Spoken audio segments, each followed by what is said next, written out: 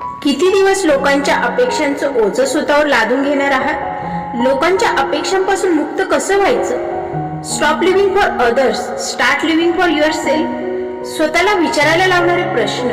एक क्षणभर थांबा आणि स्वतःला एक प्रश्न विचारा. तुम्ही खरंच तुमचं आयुष्य जगताय का, की लोकांच्या अपेक्षांनुसारच जगता आहात? आपण रोज निर्णय घेतो, पण ते आपल्या मनाचे असतात का? हाही प्रश्न उद्भवतो की सतत लोक काय म्हणतील या विचारांवर आधारित असतात. जर आज तुम्ही हा विचार मनातून काढून टाकला ना, तर कदाचित तुमचं आयुष्य हे वेगळं असेल, तुमच्या स्वतःच्या स्वाभिमानाचं असेल. पूर्णपणे तुम्हाला स्वतःला ते वेगळे जाणवेल आणि आत्मसन्मानाने उभं राहण्याची ताकद तुमच्यामध्ये निर्माण होईल.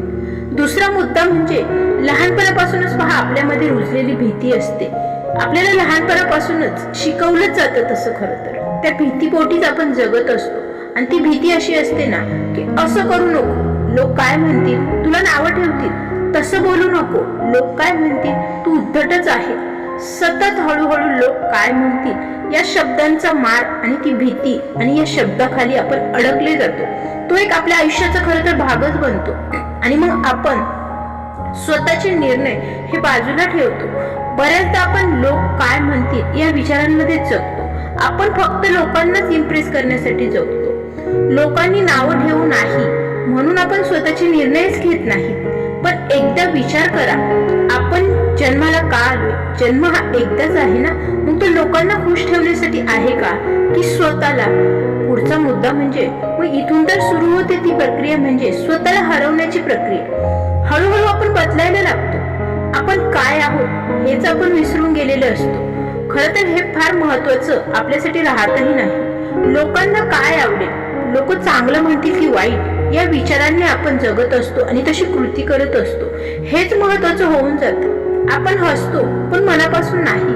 आपण बोलतो पण ते बऱ्याचदा खरंही नसतं. आणि एक दिवस असा येतो आपण स्वतःलाच ओळखू शकत नाही. आपलं अस्तित्व काय आहे किंवा आपल्याला आपल्या अस्तित्वाची ओळखच निर्माण होत नाही. चौथा मुद्दा म्हणजे मनात दबलेली इच्छा. आपल्या प्रत्येकाच्या मनात काही ना काही स्वप्न असतात. प्रत्येकाची स्वप्न ही वेगवेगळी असतात. काही गोष्टी करायच्या असतात अगदी मनापासून. काही निर्णय घ्यायचे असतात, मग ते चुकीचे असो किंवा योग्य, पण ते घ्यायचे असतात. पण आपण मात्र ते थांबवतोच, कारण आपल्याला भीती वाटते. लोक काय म्हणतील, आपले निर्णय चुकले तर? आणि त्या भीतीमुळे आपण आपलं खरं आयुष्य जगायला सुरुवात करत नाही. पुढचा मुद्दा म्हणजे खोटं आयुष्य जगण्याची आपण सवय लावून घेतलेली असते. हळूहळू आपल्याला ती सवय लागते दुसऱ्यांना खुश ठेवण्याची, स्वतःला मात्र इग्नोर करण्याची. आपण बाहेरून स्ट्रॉंग दिसतो तसं दाखवतोच खरं तर, पण आतून मात्र आपण तुटत असतो. कारण आपण जे आहोत ना, ते जगासमोर आपण स्वतःला दाखवतच नाही. आपण जगासमोर खोटं नाटक करतो. कशासाठी? Reality check. लोक कधीच थांबत नाही. हाही मुद्दा खूप महत्वाचा आहे. एक गोष्ट नेहमी लक्षात ठेवा, लोक हे कधीच थांबत नाही. तुम्ही काहीही केलं ना तरी लोक बोलणारच आहेत. तुम्ही काहीही केलं नाही तरी देखील ते बोलणारच आहेत. तुम्ही पुढे गेलात तरी ते तुम्हाला नावं ठेवणार आहेत, तुमच्यावर जळणार आहेत. तुम्ही मागे राहिलात तरी ते तुम्हाला बोलणारच आहेत. मग का नाही स्वतःसाठी जगायचं, स्वतःसाठी उभं राहायचं? कारण शेवटी तुमचं आयुष्य हे तुमचंच आहे, लोकांचं नाही. हे प्रत्येकाला समजलं पाहिजे. मग आता प्रश्न असा आहे, या सगळ्यातून बाहेर कसं पडायचं? चला तर मग त्यासाठीच हा व्हिडिओ आहे. व्हिडिओ शेवटपर्यंत नक्की ऐका, तरच तुम्हाला या प्रश्नांची उत्तरे मिळणार आहेत. चला तर मग जाणून घेऊया. सातवा महत्वाचा मुद्दा म्हणजे तुलना. सर्वप्रथम तुलना करणं बंद करा. आत्मविश्वासाचा सर्वात मोठा शत्रू असतो तो. आपण स्वतःची तुलना इतरांशी करायला लागतो, की आपण आपली किंमत ही कमी करतो. तो कुठे पोहोचला, ती काय करत आहे, त्याच्याकडे काय आहे, हे सगळं पाहून आपण स्वतःलाच कमी समजायला लागतो. पण खरं सांगायचं तर प्रत्येकाची वेळ वेगळी असते. प्रत्येकाच्या आयुष्याचा प्रवास हा वेगळा असतो. जसं फूल सुद्धा एकाच वेळी उमलत नाहीत, मग आपण स्वतःची तुलना का करतो? पुढचा मुद्दा म्हणजे सोशल मीडियाचं खोटं जग. आज आपण जे पाहतो ते खरं आयुष्य नसतं, ते फक्त एक एडिटेड व्हर्जन असतं. लोक आपला आनंद हे दाखवतात, मग त्यामागचं दुःख मात्र ते लपवतात. आणि आपण त्या खोट्या परफेक्शनशी स्वतःची तुलना करून बसतो. म्हणून लक्षात ठेवा, सोशल मीडियावरचं आयुष्य हे इन्स्पिरेशन असावं, कंपॅरिझन नाही. पुढचा मुद्दा 9वा म्हणजे लोकांच्या जजमेंटची भीती. आपण कित्येक गोष्टी करायच्या असतात आपल्याला, पण आपण मात्र थांबतो का? तर कारण लोक काय म्हणतील. पण एकदा विचार करा ना स्वतःसाठी.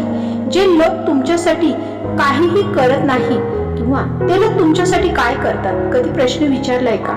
मग अशा लोकांसाठी तुम्ही तुमचं आयुष्य हे बदलत नाही. त्यांच्या इतक्या मतांना तुम्ही इतकी किंमत का देता? 10वा मुद्दा म्हणजे स्वतःचा आदर हरवणं. सगळ्यांना खुश ठेवण्याच्या प्रयत्नात आपण स्वतःलाच दुखावतो, स्वतःचा आदर करत नाही. आपल्या मनाला नाही म्हणतो आणि जगाला मात्र प्रत्येक गोष्टींसाठी हो म्हणतो. पण जिथे स्वतःचाच आदर नाही, तिथे आत्मविश्वास हा कधीच टिकत नाही. पुढचा मुद्दा म्हणजे तुमची व्हॅल्यू. आपली व्हॅल्यू ही आपल्याच हातात असते. लोक तुम्हाला तशीच व्हॅल्यू देतात जशी तुम्ही स्वतःला देता. जर तुम्ही स्वतःला कमी समजाल तर हे जगही तुम्हाला कमीच समजणार आहे. म्हणून आधी स्वतःला महत्व द्या, मग जग देखील आपोआप देईल. 12वा मुद्दा म्हणजे चुकीचे लोक दूर जाणे हे गरजेचंच असतं. ते दूर गेलेत म्हणून दुःख बाळगत बसू नका. कधी कधी आयुष्यात काही लोक दूर जातात आणि आपल्याला मात्र वाईट वाटतं की आपलं काय चुकलं. पण खरं सांगायचं तर ते दूर जाणं म्हणजेच नुकसान नाही बरं का. ते नुकसान टळण्यापासून आपली ओळख निर्माण करतं. ते एक फिल्टर आहे तुमच्यासाठी योग्य काय आहे आणि योग्य काय नाही ते जाणून घेण्याची. ते आपोआप दूर जातात. खरे लोक कधीच सोडत नाही. पुढचा मुद्दा म्हणजे जे खरे आहेत ना ते तुमच्या सोबत नेहमी राहतात. ते लोक खरंच तुमचे मतांचा विचार करतात. ते तुमच्या डिसिजनमुळे तुम्हाला सोडून जात नाही. ते तुमच्या यशात नेहमी तुमच्या सोबत असतात.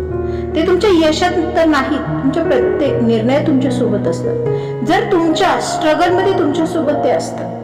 अप्रुव्हल पेक्षा पीस निवडा. लोकांची अप्रुव्हल मिळवण्यासाठी आपण स्वतःला हरवतो, पण जेव्हा तुम्ही स्वतःसाठी निर्णय घेता तेव्हा तुम्हाला एक वेगळी शांतता मिळते आणि ती शांतता म्हणजे कोणत्याही अप्रुव्हल पेक्षा खूप मोठी असते. पुढचा मुद्दा म्हणजे ओव्हर थिंकिंग. आयुष्य थांबवणारी सगळ्यात वाईट सवय. आपण इतका विचार करतो ना की ऍक्शन घ्यायलाच वेळ मिळत नाही. हे केलं तर काय होईल, ते केलं तर लोक काय म्हणतील, आणि अशातच अनेक संधी निघून जातात. आयुष्याचा खूप सारा वेळ व्यर्थ वाया जातो. त्यामुळे लक्षात ठेवा, परफेक्ट टाइम हा कधीच येत नाही. ऍक्शन घेतल्यावरच कॉन्फिडन्स येतो. 16वा मुद्दा म्हणजे स्वतःला स्वीकारणं हीच ताकद आहे. आपण सगळे परफेक्ट नाही आणि असण्याची तर गरजच नाही. तुमच्या चुका, तुमच्या कमतरता हाच तुमचा युनिक भाग आहे हे लक्षात ठेवा. जेव्हा तुम्ही स्वतःला आहे तशी स्वीकारता ना तेव्हा तुम्हाला कोणाचंच अप्रुव्हल लागत नाही, त्याची गरजही नसते खरं तर. 17वा मुद्दा म्हणजे छोटे बदल मात्र मोठा फरक करतात. एकदम सगळं बदलायचा प्रयत्न करू नका, ते जमणारही नाही. पण आज एक छोटा निर्णय घ्या, उद्या एक छोटी स्टेप घ्या. हळूहळू तुम्ही स्वतःला जगायला शिका. स्वतःसाठी वेळ देणं गरजेचं आहे. आपण सगळ्यांसाठी वेळ काढतो पण स्वतःसाठी नाही. थोडा वेळ स्वतःसोबत घालवा, पहा किती शांत वाटते ते. स्वतःला समजून घ्या, कारण स्वतःला ओळखणं हीच खरी सुरुवात असते स्वतःच्या आयुष्याची. 19वा मुद्दा म्हणजे कॉन्फिडन्स ऍक्शन मधून येतो. कॉन्फिडन्स वाट पाहून येत नाही, तो ऍक्शन घेतल्यावरच येतो. पहिल्यांदा भीती वाटते काहीतरी करण्याची, दुसऱ्यांदा थोडं कमी वाटेल, पण तिसऱ्यांदा मात्र तुम्ही फेरलेस व्हाल, कॉन्फिडंट येईल. शेवटी एकच गोष्ट, लोक येतील जातील, त्यांची मतही बदलतील, तुमची परिस्थितीही बदलेल, पण तुमचं आयुष्य हे तुमच्या हातात राहील. तुमच्या निर्णयांवरच ते चालणार आहे.